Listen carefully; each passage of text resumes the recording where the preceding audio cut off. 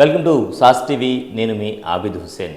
ఈరోజు ప్రధానంగా రూరల్ నియోజకవర్గంలో పోటీ ఏ విధంగా ఉంటుంది?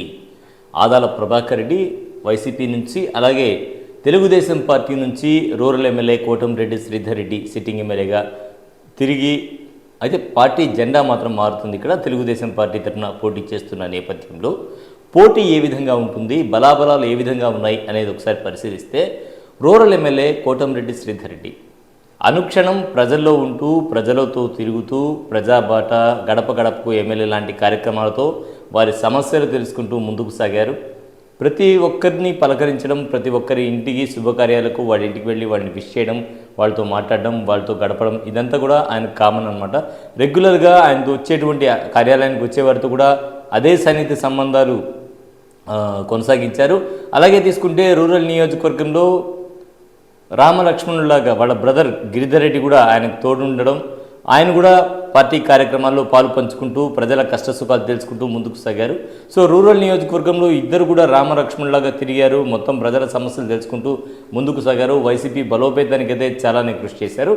అయితే ఫైనల్గా ఏమైందంటే, ఫోన్ ట్యాపింగ్ చేస్తున్నారు అనేటువంటి ఒక చిన్న అంశం మీద తను నమ్మినటువంటి తన అధినేత తన ఫోన్ ట్రాప్ చేస్తూ ఉన్నారు అనేటువంటి కారణం హైలైట్ అవ్వడం, ఆ తర్వాత ఆయన పార్టీ నుంచి బయటకు రావడం జరిగింది. పార్టీ నుంచి బయటకు వచ్చిన తర్వాత కూడా ఆయన తన పంథాన్ని అలాగే కొనసాగించారు. తెలుగుదేశం పార్టీలో చేరినా కూడా రూరల్ నియోజకవర్గంలో కోటంరెడ్డి శ్రీధర్ రెడ్డితో పాటు వారి కుమార్తెలు కూడా, ఇద్దరు కుమార్తెలు, వారి సతీమణి, అందరూ కూడా నలుగురు తిరుగుతూ ఉన్నారు, గడప గడపకి వెళ్తూ ఉన్నారు, ప్రజల కష్టసుఖాలు తెలుసుకుంటూ ఉన్నారు. వీరితో పాటు కొంతమంది వైసీపీ నుంచి వచ్చిన నాయకులు, ఎందుకంటే శ్రీధర్ రెడ్డి గతంలో అందరితో కూడా మంచి సంబంధాలనే నడిపేవారు. ప్రతి ఒక్కరిని పలకరించడం కానీ, కార్యకర్తలతో ఆయన ఉండేటువంటి ఒక శైలి ఏదైతే ఉందో అది భిన్నంగా ఉంటుంది, అందరికంటే కూడా భిన్నంగా ఉంటుంది. అందరిలో కలిసిపోతారు, అందరితో చేస్తారు. అలాగే సమస్యలు వచ్చినప్పుడు, ఎక్కడ సమస్య వచ్చినా కూడా అక్కడ అవసరమైతే అది మురికి నీళ్ళైనా కూడా మురికి నీళ్ళలో దిగి ఆ సమస్య పరిష్కారం కోసం అలుపెరిగిన పోరాటం చేసినటువంటి వ్యక్తిగా ఆయన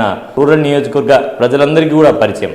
ఇక ఆదాల ప్రభాకర్ రెడ్డి విషయానికి వస్తే, ఆదాల ప్రభాకర్ రెడ్డి ఏ పార్టీ గెలుస్తుంది అనేది ఆయన దగ్గర ఉండేటువంటి ఒక సర్వే వల్ల తెలుసు. ఆయన క్యాడర్ ఏదైతే ఉంటుందో ఆ క్యాడర్ వాళ్ళు మొత్తం కూడా వ్యక్తిగతంగా సర్వే చేసి ఆయనకి ఇవ్వడం కానీ, అటువంటి ఏంటంటే రాజకీయంగా ఎలక్షన్ని మెయింటైన్ చేయడంలో, ఎలక్షన్స్ని డీల్ చేయడంలో మాత్రం ఆదాల ప్రభాకర్ రెడ్డి పెట్టింది పేరు. ఆయన ఏ పార్టీలో ఉంటే ఖచ్చితంగా ఆ పార్టీ గెలుస్తుంది అని అయితే రాష్ట్ర వ్యాప్తంగా ఒక టాక్ అయితే ఉంది. ఆయన సర్వే ఆ విధంగా ఉంటుంది, పక్కాగా ఉంటుందని చెప్పి చెప్తూ ఉన్నారు. అలాగే ఎన్నికలను హ్యాండిల్ చేయడంలో ఆదాల ప్రభాకర్ రెడ్డి స్టైలే వేరు. దానికి సపోర్ట్ చేసేటువంటి నాయకుడు కొండెడ్డి రంగారెడ్డి, ఆయన కూడా ఎన్నికల టైంలో ఆయన ఒక ప్రత్యేకమైన స్ట్రాటజీతో వెళ్తారు. ఇదంతా కూడా ఆదాల ప్రభాకర్ రెడ్డికి కలిసి వచ్చేటువంటి అంశంగా చెప్తూ ఉన్నారు. అలాగే తీసుకుంటే వైసీపీలో కొంతమంది రూరల్ ఎమ్మెల్యేతో వెళ్ళిపోయినా కూడా మరికొంతమంది ఆదాల ప్రభాకర్ రెడ్డితో కొనసాగుతూ ఉన్నారు. మరి ఆయనతో కొనసాగేటువంటి అంటే క్యాడర్ని బలోపేతం చేయడంలో తనదైన స్టైల్ అనేది, తనదైన శైలి అనేది ఆదాల ప్రభాకర్ రెడ్డి సొంతం అనమాట.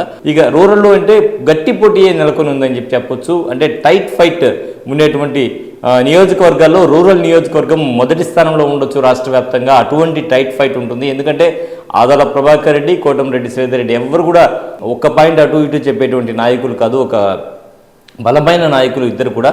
సో ఇద్దరు ఆ బలమైనటువంటి నాయకులు ముందుకు వెళ్తుండేటువంటి నియోజకవర్గం ఏదైతే ఉందో అది రూరల్ నియోజకవర్గం అని చెప్పొచ్చు.